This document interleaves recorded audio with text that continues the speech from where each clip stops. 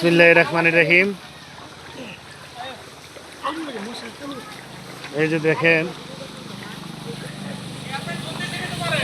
এটা তো এই যে 2002 সালের লাস্টে আমি আপনার সৌদি আরব গেছিলাম, তারপরে বন্যার দেখি নাই। এই যে দেখেন এখন কিভাবে যে কি করে, বিশেষ করে পরীক্ষা চলতেছে। যাও যাও যাও, কোনো মতো তোমরা যাও, অসুবিধা নাই, যাও যাও, গাড়ি দিয়ে যাইতেছে, কারণ বাচ্চারা হাইটা যাওয়ার কোনো পরিবেশ নাই। আর যে আমার ভাই পানিটা ছড়াইবার জন্য চেষ্টা করতেছে, কারণ এই দিকে একটা পাইপ আছে। এই পানিটা ছুটছে নি কিছু।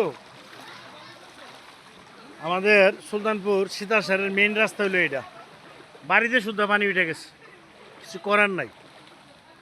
এই যে বাঁশ বাইন্দা জোড়া দিয়া সেরা পাইপটা ছোটানোর চেষ্টা করা হইতেছে। তো বিশেষ করে হলো 4 নং ওয়ার্ডের যে রাস্তার ওই পাশের পানিটা, ওই পানিটা রাস্তার উপর দিয়ে আসতেছে, যার কারণে পানি জমে গেছে। আর পাইপ হলো একটা, এই রাস্তাটার মধ্যে আমরা সাইডে একটা পাইপ দিয়েছিলাম, এই পাইপটা তো পানি গিয়ে সেরা আসলে কুলাইতেছে না। যদিও পাইপটা 6 ইঞ্চি হইলো, কারণ এই রাস্তাটার জন্য এই পাইপটি যথেষ্ট ছিল। এখন ওই পাশের পানিটা আসাতে পানিটা জায়গা কুলাইতে পারতেছে না, কারণ পানি বেশি আসতেছে। এই যে দেখেন ওই যে মেইন রাস্তাটা যেটা পঞ্চবটি থেকে যেটা আসছে, ওই রাস্তাটা অলরেডি তুলে চলে গেছে, ওই রাস্তাটার উপর দিয়ে পানি আসতেছে।